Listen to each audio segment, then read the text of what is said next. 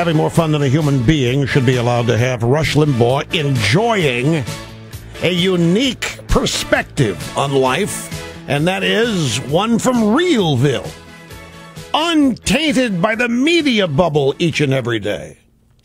And that equals freedom and independent critical thought rather than following the crowd. Happy to have you here. Telephone number is 800-282-2882. And this, we go back to the phones. Jeff in St. Louis. Hello, sir. Hey, Rush. Small business guy here trying to survive. Started my business because of the economy. I couldn't find a job. And my question is, if President Obama wanted to, what could he do to save America? Because I don't see what he's doing. Well, it's a two-part question. If I understand your question, what could Obama do to save America? Yes. Okay, the two parts are, what could he do? And the second, does he want to save America? Yes. Because I'm telling you, as a small business guy here, I'm pretty hungry. There's one word answer. Resign. Quit. Leave. I'm not kidding. If Obama wants to save America, resign and then renounce. There is, look at everything that he has said that he likes that's happened this. He said, look, we need more time. We haven't had the time to fully implement our plan. He wants to do exactly what he's doing, only more of it. He wants to prolong the Depression. I must be blunt. I have to tell you what I think. A lot of people still can't accept that we've actually elected a president who wants this kind of economy. But there are ways to stop this. There are ways. He makes fun of them. He spent time making fun of tax cuts in his acceptance speech. He mocked them. He made fun of self-reliance. He made fun of entrepreneurism. He made fun of all these Ozzie and Harriet things, a strong backbone moral culture. He made fun of it all. He made fun of everything that's worked in the past. He made fun of the traditions, institutions that have defined this country's greatness. He would have to totally renounce everything he says he believes. He would have to renounce his support for the unions. He would have to renounce his support for big government. This is a guy who believes that he wants you to have a daily devotional relationship with government.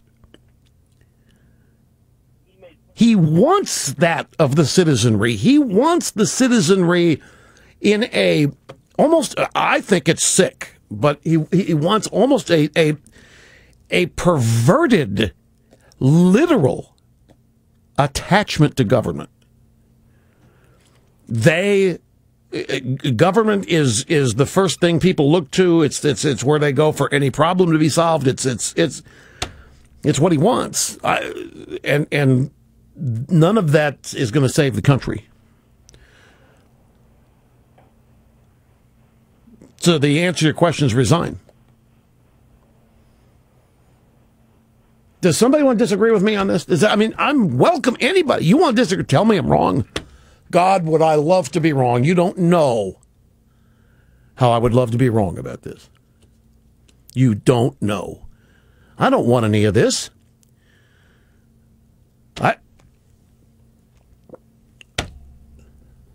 But I know mathematics, and I know economics. I know history. I know socialism, statism, Marxism. I know where it goes. I know what happens at the end of it. It's never, ever worked, no matter who's tried it, no matter how big their hearts, no matter how much they cared, no matter how cool they were, no matter how hip. Even though they didn't know how to use an iPhone, still hip. It's never worked. It has never provided abundance. The only thing that's ever been in abundance is government power. And there's give and take in everything. The rise in government power takes place with the loss of individual liberty and freedom. I think, though, he thinks he is saving America. What's the question, Snerd? What's your problem in there?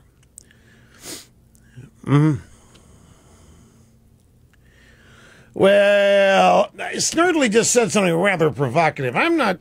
He said the older Democrats... Give me a name. Okay, JFK has been a name mentioned here as I requested. Snerdley says the old Democrats used to think of socialism the way we all think of it now. Now, JFK did... He hated the Soviet Union. I mean, he was anti-communist. It was after JFK's death, the Democrat Party went through this massive transformation and began a solidarity with worldwide communists, be it in Nicaragua.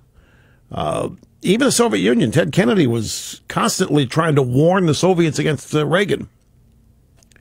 We didn't know this at the time. Many of us suspected it, but it wasn't until the Berlin Wall fell down and all the documents of the KGB were released, and we found out there were numerous phone calls and letters from Ted Kennedy to various Soviet leaders warning them about Reagan.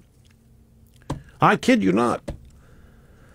But you have to go back a long time to find Democrats as opposed to socialism. But now this current crop of Democrats think they are the proper inheritors of all the previous failures. Socialist and Marxist failures. Obama thinks that he is saving America from itself. He thinks America's flawed, my friends. He thinks America is imperfect and that it can be perfected. In his speech, Obama promised that he would pursue the kind of bold, persistent experimentation that FDR pursued during the only crisis worse than this one, the Great Depression. Well, FDR, truth be told, FDR extended the Depression to ram through more socialist programs. In the words of Rahm Emanuel, never let a crisis go to waste. And like FDR, Obama realizes it's a lot easier to ram through socialist programs when times are bad than when they're good. He wants a bigger government. He wants more problems. He wants government as the solution to the problem. Therefore, he welcomes this. I know. Even people close to me don't want to accept that. But you know as well as I do that it is easier to expand government when there's a crisis and people want fixes and want answers. If you have the right leaders, I can fix it. I can put you back in your home, and I'll get you a job, and I can make sure that you eat. Well, there's the guy. And it gets worse. The more fixes necessary, why? The more government offered. The more government promised. This is an ideal recipe for what Obama wants. There's no incentive to reverse any of this. Obama thinks the country's imperfect and deeply flawed, and he is saving it. It has been on the wrong course for 200 plus years, particularly the last 30. And it's going to take a long time to put us back on the right course where everybody is on the same team, and everybody's looking out for everybody else, and there's shared this, and there's shared that.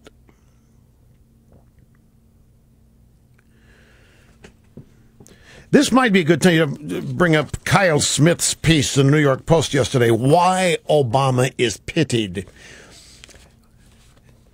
I don't know if it happens to you, but when I share with, it's not everybody, by the way, but there's still some people, when I share with them my thought, I just told you, he's benefiting from these crises. He's growing government. He likes this stuff because it allows him to offer more fixes, government programs.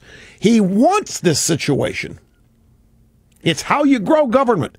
It's how you make it more involved in everybody's daily life to the point that they can't do without it, which is what he wants. I still have people that they want to draw the line at him purposely doing it because they can't believe that we've ever elected a president with that attitude about the country. They just can't believe it. There are others who do. but they just feel sorry for the guy. And that's what Kyle Smith's piece is about. I'll share with you some excerpts when we come back.